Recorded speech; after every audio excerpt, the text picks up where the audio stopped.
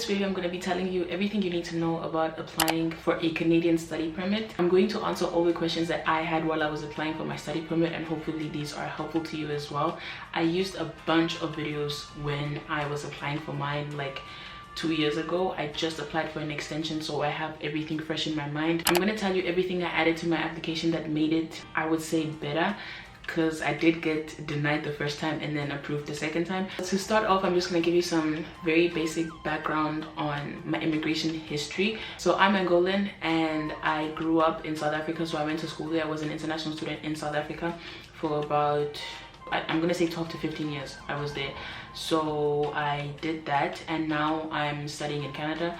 The first time I applied for my Canadian student visa was around 2020, like pandemic time. I think I applied in May and I got a response back in September and they denied my application, but luckily it was COVID, so I didn't need a visa to study, so I did my first year anyway. After they denied it, they sent me a letter saying why they denied it, and the two main reasons were a lack of financial information and a lack of proof of ties to like my hometown or whatever. Those were the two reasons they denied my application. So I reapplied, added more financial information, added more proof of ties to my country, and then it got approved. I applied the second time in November, and then I got my visa in June of 2021, which is such a long time. So my first tip to you is just start your visa application process early. If you can start a year early, do it. Before you can even think of applying for your student visa, you need to be accepted to a university or college here. So first thing is apply to school. Make sure it's a designated learning institution, because those are the ones that can accept international students. So do that, get approved, get your enrollment, get all of that info, because that is the backbone of your application. If you can't apply for a student visa if you don't have a school to go to. So the website that you're going to apply on is the IRCC website. I usually just type into Google IRCC login. You're going to have to create a whole account. They're going to ask you a bunch of questions about your application, your background, like things like if you're a US citizen, like, you know, things that will help them gauge what application you're applying for and the documents that you're going to need. So after you create your profile, you answer those questions, you create your passwords, whatever you're set up to start your application process, and you're going to have your checklist of documents. You'll have one document that you fill in with all of your personal info, where you live, your residence, countries you've visited, countries you've studied in, countries you've lived in maybe. Then you're going to have to fill in one about your family, whoever's accompanying you, and the third one I think is like, they basically just ask you if you're part of like a terrorist organization, if you've ever committed any crimes, if you have a criminal record, things like that. The one thing in that first application about all your background info that they ask that kind of threw me off, the section where they ask you about your tuition, room and board, and then the third one is how much is available for your stay in Canada. Like, I don't know if that's the exact words. That one I had a lot of questions about, because it's like, am I putting like my tuition plus my rent, like plus my living expenses, like what info am I putting there? The IRCC website has a lot of info on what they expect applicants to have on their application, what they expect people to have like financially, so that their application is successful. So per person, depending on which province you're going to, you would need to have $10,000 available in your like bank statement per person. So I guess the number there is 10,000 is what they're expecting to see, or they want you to have ready per person for the application. So that little portion there where they ask you how much you have available for your stay, whatever, I put in 15,000. 10,000 is what they stipulated, and I took that as the minimum, so I put 15 because it's like kind of a balance. But also whatever number that you're going to put in there, you need to make sure that it's also reflected in the bank statements that you attach. Since I've started talking about financial information, we're just going to go straight into the financial docs, which is, I'm gonna say, the most important part of your application, because living here it's really expensive, guys. It's really expensive. I wish I knew how expensive it is. I can understand why they put such a high importance on financial security. They ask for your most recent 4 months bank statement. They say that you can also attach things like any assets that you own, any savings account. So in my application, I attached the bank statement, I attached my dad's employment letter, I asked him to write me a sponsorship letter. I also had scholarship letters, you know, anything that has to do with finance that would show them that you are capable of paying your tuition as well as all your living expenses would help. Obviously, no one is asking you to have 50 million in your bank account because that's extremely unrealistic, and at the time when I was doing it, I thought that you would need to have so much money in your bank account. You don't. You just need to show that there is a consistent, like that there's consistent income that would cover that stuff, because realistically no one has, like, I don't know, $50,000 just sitting in their bank account, you know what I mean? And also with your financial documents, you want to show that you're not running away from a situation. You're not running away from your country because you don't have the means to support yourself or something like that.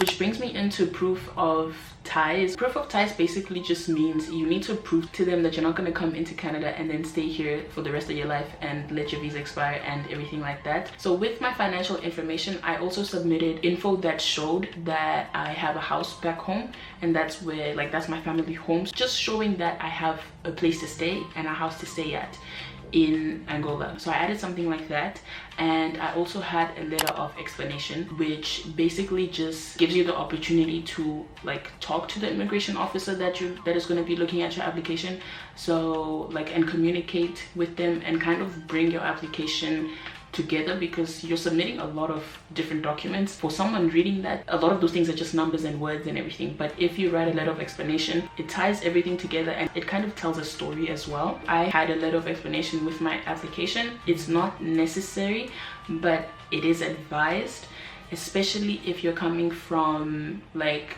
I'm gonna say a third world country. If you're from anywhere that's not a first world country, it would be in your best interest to have a letter of explanation and, like, make it make sense. I'm gonna look for the video that I watched to draft my letter of explanation, and I'm gonna, like, if I find it, I'm gonna attach it in my description. And that basically helped me, like, see what I should include and what I shouldn't include in my letter of explanation. So basically the info that I had was kind of just like my background, my family background. Basically what I wrote in the beginning of that letter was like a greeting, and I was like, hey, well, not hey, but, you know, hey, so I'm the last born of 5 siblings, which I am the last born of 5 siblings. All of my siblings are older than me. We basically all grew up in South Africa, went to school there, and they've since returned back home. I'm the only one going to university right now, so that kind of shows that, one, I have family back home, so I have a reason to go back home because that's where my family is. I don't have family in Canada, so there's no reason why I would just exist here alone. And secondly, it shows that I'm the only one going to university. And the financial strain that paying for education puts on parents is less because I'm the only one who is, like, still needs to go to university. Us studying in South Africa and then them going back home is to show that we have a history of traveling basically and going to other countries, and we do go back once we're done. Further on in my letter of explanation, I kind of just explained why I chose the degree I chose, why I chose the university I chose. Towards the end of the letter, I also wrote that me and my father understand what it is to be an international student because I've done it before. We are both willing and capable of taking on the responsibility. It kind of gives the immigration officer an idea of, like, okay, yeah, these people kind of know what they're doing, you know, it's not something new. So yeah, that was basically my letter of explanation. Proof of ties you can show in many ways. That's the route I chose to take because that's the one that made more sense to me and my history. But obviously, if you haven't been an international student before, you wouldn't be able to use this, like the example that I'm giving, or you wouldn't be saying the same things that I'm saying. So it's very specific to each person and your situation. It's really just about showing that you're not running away from your country. You have a reason to return to your country, and you have the financial stability in your country as well to go back once you're done studying here. I should have probably mentioned this in the beginning of the video when I was talking about how you're going to need your acceptance letter for the application. You're also going to need an English proficiency test. even for you to get accepted into these institutions, you have to take an English proficiency test if you're not from a, I'm gonna say, first world English speaking country, because I grew up in South Africa. The main teaching language in South Africa is English, and I still had to do an English proficiency test. The last thing that I wasn't too clear on was police clearance. This is like basically a criminal record. It would show that you haven't committed any crimes, are not like a felon or anything like that.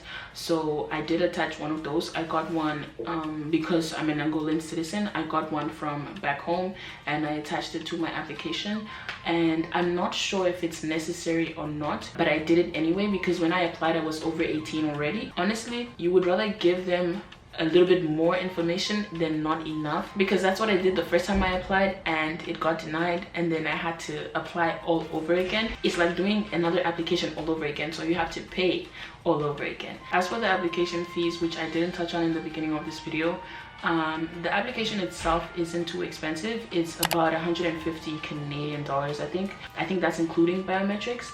And if you need to take a medical, which you will need to if you are from a country on a list that they have there, where like it just says like if your country is there you have to do a medical. In South Africa it costed me like, I'm gonna say about $200 US, so like 150 Canadian maybe. So for my English test I did the UK one. It's IELTS. I don't know how you say that as a word, but that's the one I did, and it was also expensive. It was about 3,000 rand. I know I'm throwing a lot of currencies at you, but I'm gonna have a list of like how much everything cost me. So that's basically the gist of it when it comes to applying for Canadian student visa. I've spoken to some of my friends who are also international students. Not all of them had this much info in their applications, but they also got approved. I also have friends who know people who weren't approved despite having all of this information, so it's very case specific. Like I can't tell you that if you add everything that I added that your application is going to be approved. It's really one of those things. What I would say is like keep trying. My first one I feel like was denied because of a lack of knowledge on my part, and like just a lack of understanding of like what they wanted to see from me as an applicant. The second time around I think I did it a lot better, and this is my third time applying for it. I applied for an extension like a month ago and it got approved a few days ago, so I think I've gotten better at applying for it. I have a list of everything that I added to my application in my description, and you can have a look at that. I will also leave any videos that I use for my applications linked down below, and if you have any questions feel free to ask. I will answer them to the best of my capabilities. If I don't know, I'll also tell you that I don't know. I hope you enjoyed this video. I hope you found it helpful in some way. I will see you in my next video.